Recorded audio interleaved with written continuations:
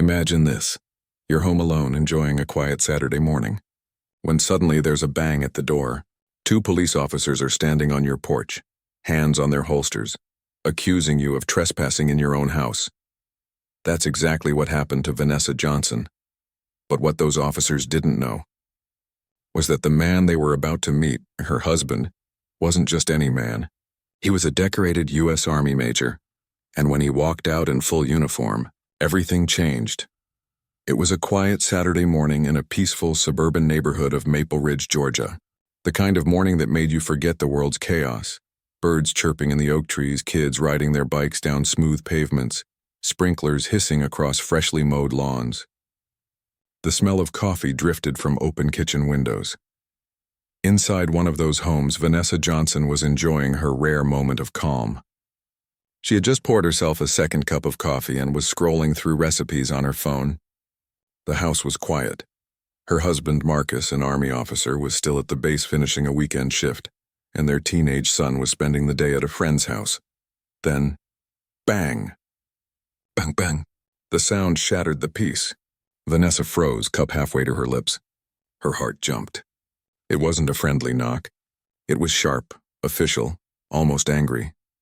She hesitated before walking toward the front door, every step heavy with unease.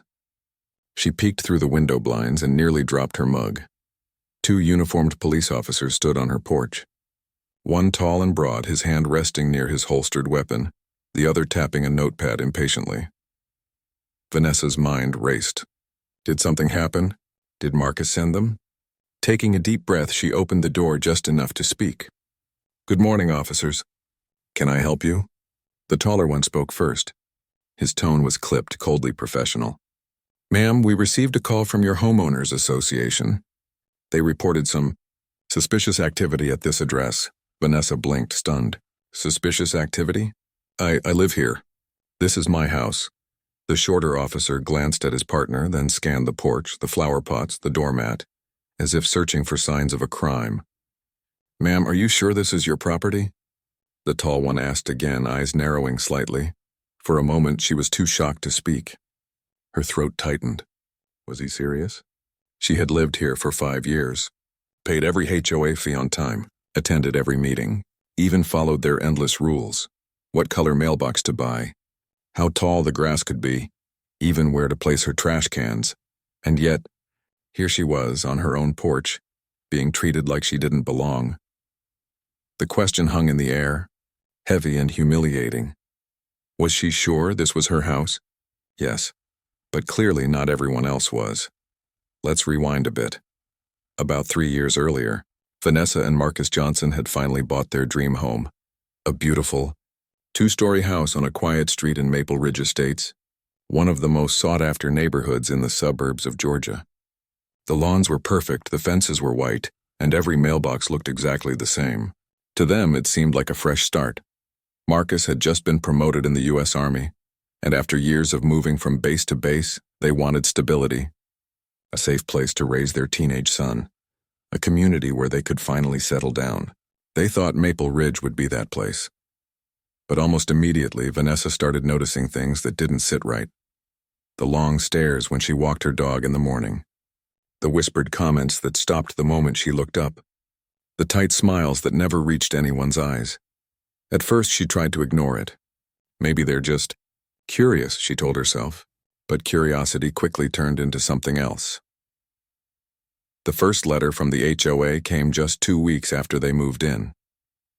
"Your lawn appears uneven and may not meet neighborhood standards. Please address this immediately." Vanessa sighed, grabbed her gardening gloves, and spent hours trimming every inch of grass. Then came another notice, this time about her garbage cans being visible from the street. She complied again, even though several other houses had their bins out too. Then one afternoon, she opened her mailbox to find yet another letter, this one about her flower pots. "The color and placement of your pots do not align with approved community aesthetics." She laughed at first. Flower pots? Really? But deep down she knew what this was. It wasn't about lawns or garbage cans or flowers. It was about them. Still, Vanessa kept her head high until the front door incident. She'd always loved bold colors, and that deep shade of red made the house feel warm, alive, and uniquely hers. So she painted it, carefully, beautifully. Days later, the HOA notice arrived. Red is not an approved color. Please repaint or face penalties, but this time, she refused. She pulled out the HOA handbook, flipped through every page, and found nothing banning red doors. So she ignored the letter.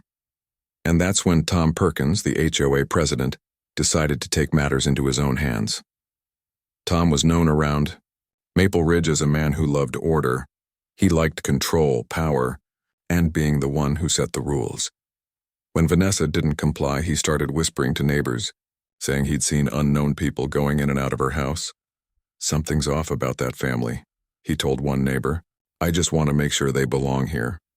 And instead of walking across the street to ask her directly, Tom did the unthinkable. He picked up the phone and called the police. Back to that morning, Vanessa tried to steady her breathing as the two officers stood on her porch, their presence heavy and intimidating. "Officers," she began, her voice trembling just slightly. "I'm not sure who called you, but this is my home. Would you like to see my ID or maybe the deed?" The taller officer exchanged a look with his partner, then gave a small, dismissive nod.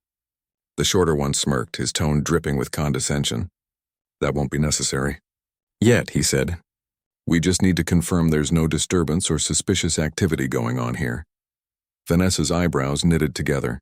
"Suspicious activity?" "I'm standing in my own doorway drinking my morning coffee." But her words didn't seem to matter. The officer's eyes kept scanning, her porch, her car, the plants by the steps, as if searching for a reason to justify their presence. And then, something even more humiliating happened. From across the street, blinds shifted. Curtains moved. Neighbors began peeking out, phones in hand, recording. Vanessa could feel their judgment pressing against her chest. It wasn't just fear anymore, it was anger. Why do I have to prove I belong in my own home? Before she could say another word, the low rumble of an engine filled the air. A black SUV turned the corner and rolled into the driveway. Vanessa's heart jumped. She knew that sound.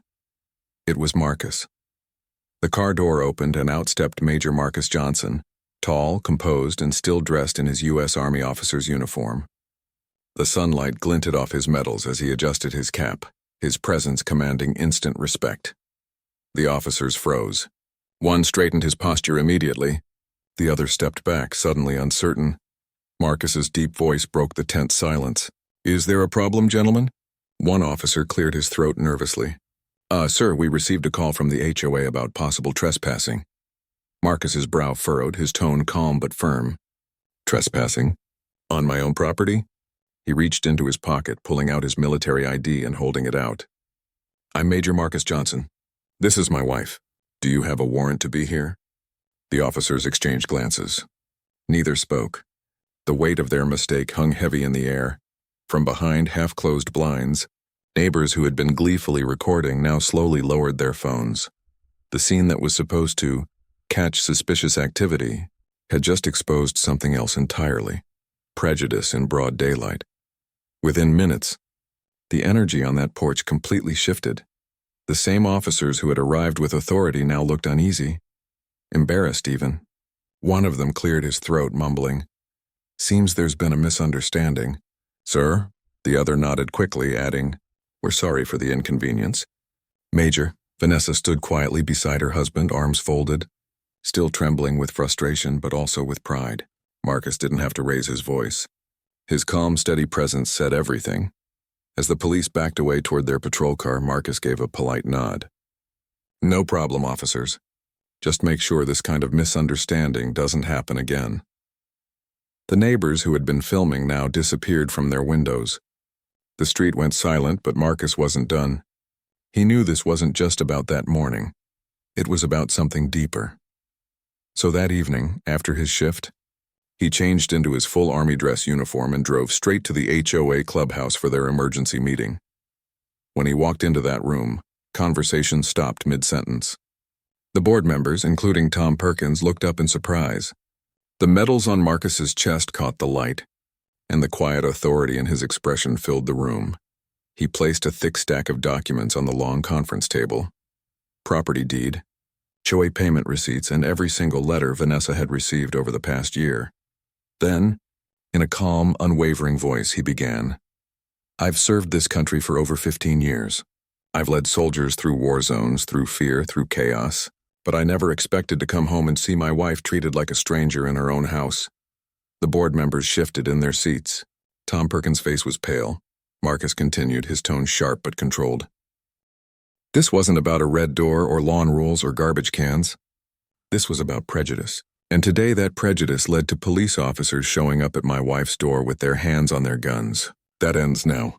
No one dared to interrupt. Tom finally tried to speak. "Major Johnson, I assure you we were just being cautious." Marcus's eyes met his. "Caution," he said firmly, "doesn't mean calling the cops on your neighbors because they look different. If this HOA can't treat residents fairly, maybe it needs new leadership." The silence was deafening. No one argued. No one defended Tom. By the end of that meeting, the board had drafted and signed a formal written apology to the Johnson family. And within days, the story spread through the entire neighborhood. People who had once ignored the problem suddenly had something to say. Some knocked on the Johnsons' door to apologize. Others began questioning Tom's leadership. The mask of perfect community order had finally cracked, and everyone could see what was really hiding beneath it.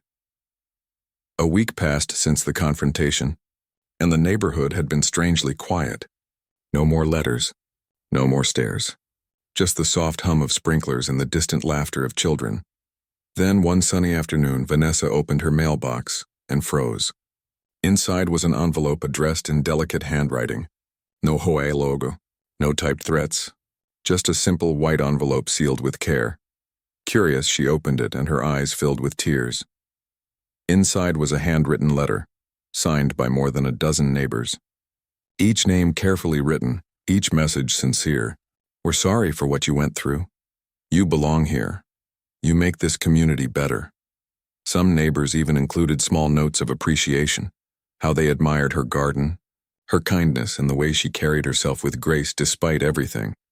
Vanessa stood on her porch for a moment, reading the words over and over. For the first time in weeks, a smile spread across her face. That evening, when Marcus came home, she handed him the letter. He read it silently, then placed an arm around her shoulders. "See," he said softly, "sometimes it takes the truth to wake people up." They both looked toward their front door, still painted that beautiful. Bold red neighbors had told her to change it. The HOA had tried to threaten her over it, but now it stood as a symbol, a statement. Whenever people passed by and complimented the door, Vanessa would chuckle and say, "That red door? That's not just paint, that's the color of courage." Months later, their story caught the attention of a local journalist who wrote an article titled, "Army Family Faces HOA Bias, Teaches Community a Lesson in Respect." The story quickly went viral online, shared thousands of times. People all over the country left supportive comments, calling Marcus and Vanessa an example of dignity and strength. Soon after the article's release, Tom Perkins, the HOA president who had sparked it all, quietly resigned. No press statement, no farewell meeting, just silence, and as for Marcus and Vanessa, they never left. Every morning, Vanessa watered her flowers while Marcus waved to passing neighbors who now smiled, waved back, and sometimes stopped to chat. The Johnsons had claimed their place, not just in Maple Ridge, but in the hearts of everyone who finally saw them for who they truly were. A family that stood tall, proud and unshaken, because courage isn't about fighting wars. Sometimes it's about standing firm at your own front door. If you enjoyed this story, make sure to hit that like button and subscribe to the channel for more powerful and inspiring stories. Don't forget to turn on the notification bell so you never miss the next one. Thanks for watching, and I'll see you in the next story.